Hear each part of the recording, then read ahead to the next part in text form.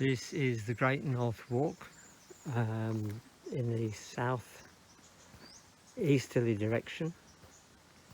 I thought I'd give you a taste of what the path is like.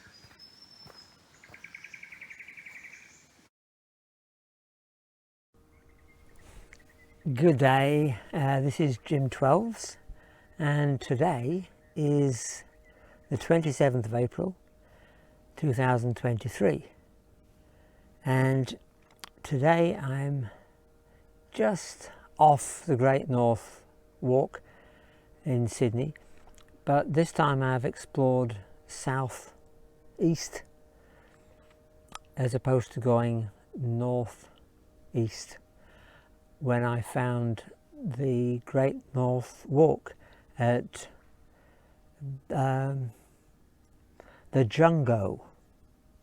Now, I've never found the Jungo before, but there it was, and a gentleman who knows this track assured me that it was the Jungo.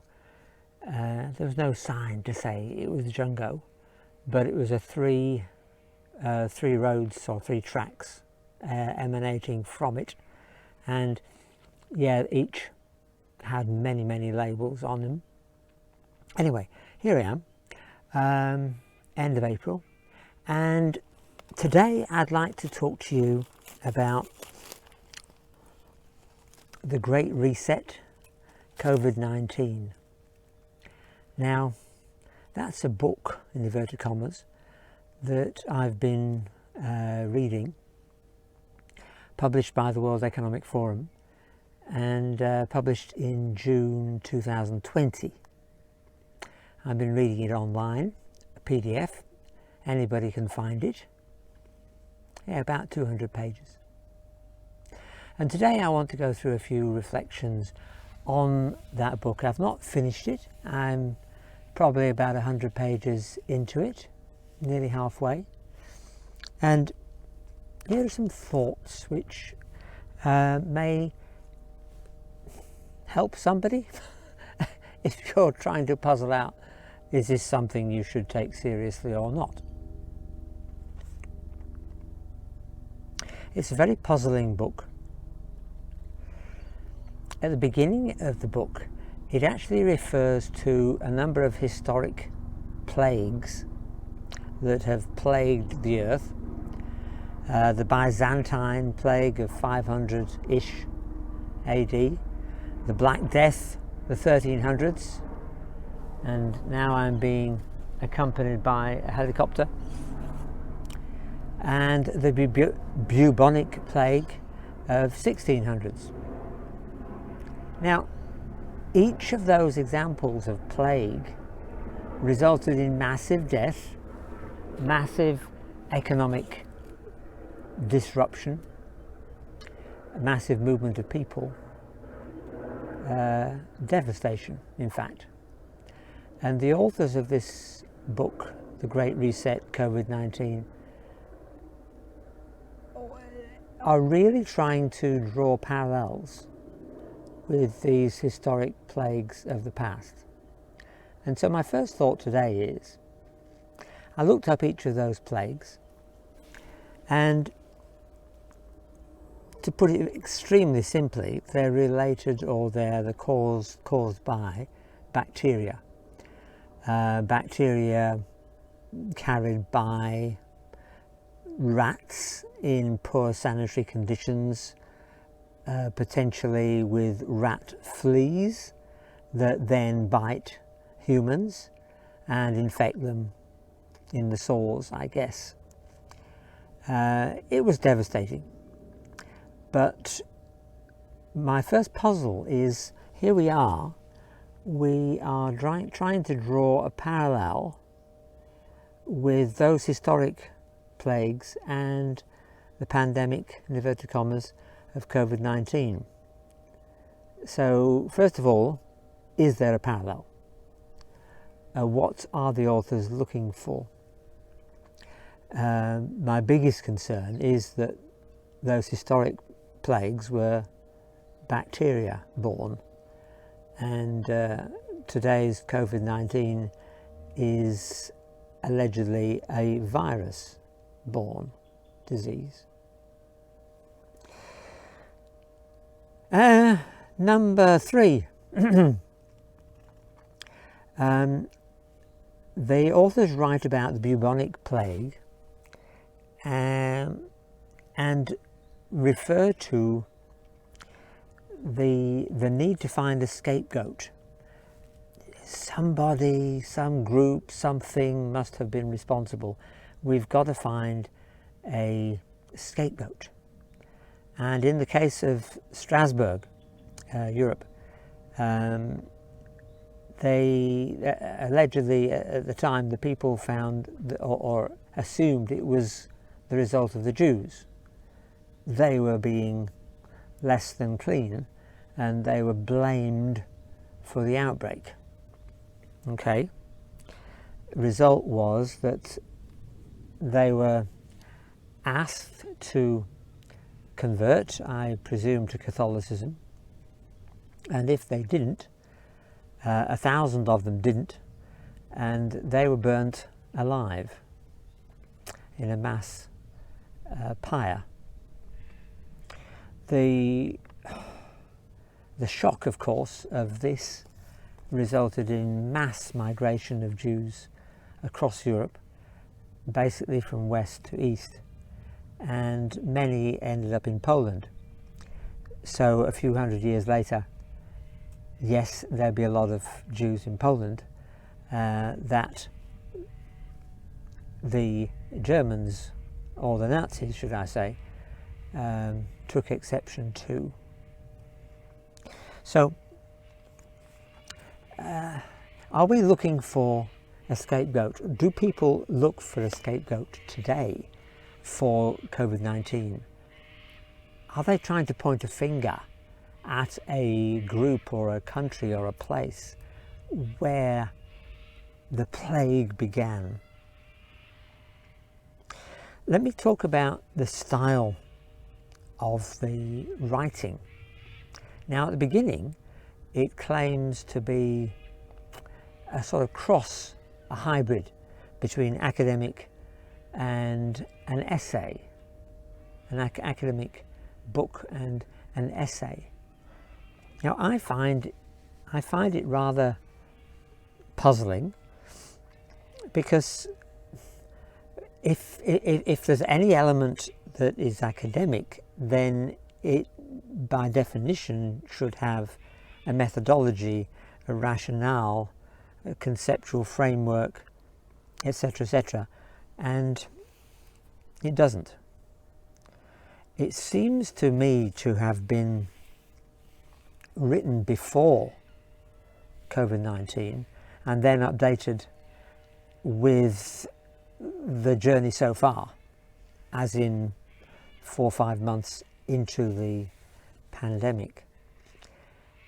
It just rings of the fact that ideas had been put together beforehand and then edited and updated for the middle of 2020 when it was published. It actually reads more like a manifesto, a political party's aspirations, their dreams for a better tomorrow. This is what we want to sell to our supporters.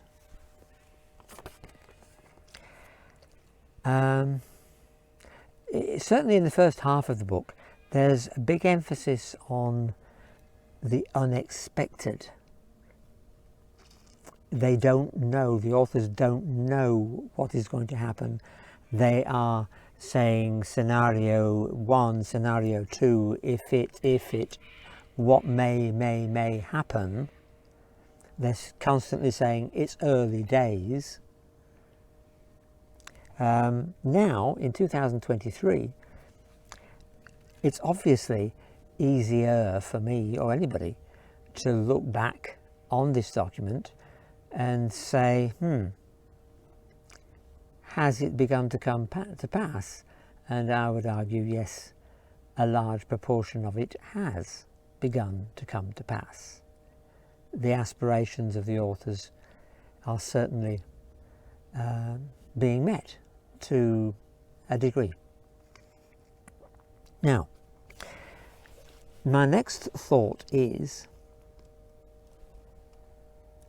has this progression occurred by design, or is it, in the words of the authors, we don't know what's going to happen, but maybe this and maybe that, so maybe this has happened, and yeah, it's a great happenstance, we wanted it to happen and it has. Or was there a design, is there a design that is being worked out? Is the world, if you like, in neutral, the old-fashioned gear stick, remember, manual? Is the gear stick of the world in neutral, and it is simply running down the hill at the pace of gravity, and who knows whether the brakes work or not? We'll have to wait and see whether we need to apply them. Or is the world in gear and somebody is actually driving it? Now, I think that is a massive question. For me, I like to think that God is in the driving seat and he has his hand on the gear stick and the steering wheel, and he knows exactly where it's going. But I have also a funny, shrewd suspicion that somebody else might think they're in the driving seat.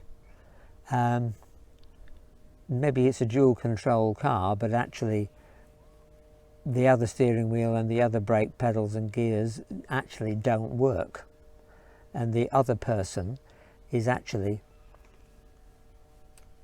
being deluded. They think they're driving the boat, but are they? Anyway, I'll leave that for you to ponder. There's a big echo almost every other page about the failures of capitalism.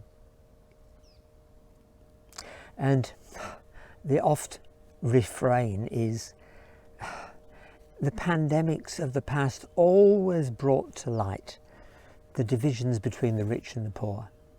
And COVID-19 has done just that. It's brought out the terrible inequity between the rich and the poor. I would argue that the pandemic has certainly exacerbated the difference between rich and poor and made that difference monumentally bigger. Now, can that be what these authors wanted? They sound as if they don't want that, they want equality, but how are they going to achieve that from their Great Reset?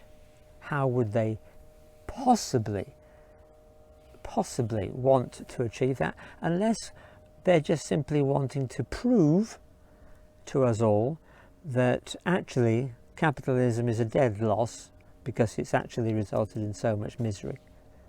And just look at the last pandemic, COVID-19, as proof. Therefore, we've got to get rid of capitalism. Number 8 in my notes. In the first half of the book, I haven't come across much reference to democracy and national governments taking votes and deciding individually which way they will go. To me, that would be totally against the tenor of the book, because their goal is world reset, the Great Reset, and therefore there's no reference to how individual nations might come on board or not. It's quite remarkable, the silence. What there is quite clearly running through the pages is a global ideological design. They're not calling it neo-communism, they're not calling it anything like that, they're not giving it any name, they're just simply saying we need to reset the economy, the society, the demography. We need to reset everything for the good. Now they do say this, for the good of the planet. It feels as if the planet is actually who they're wanting to please most.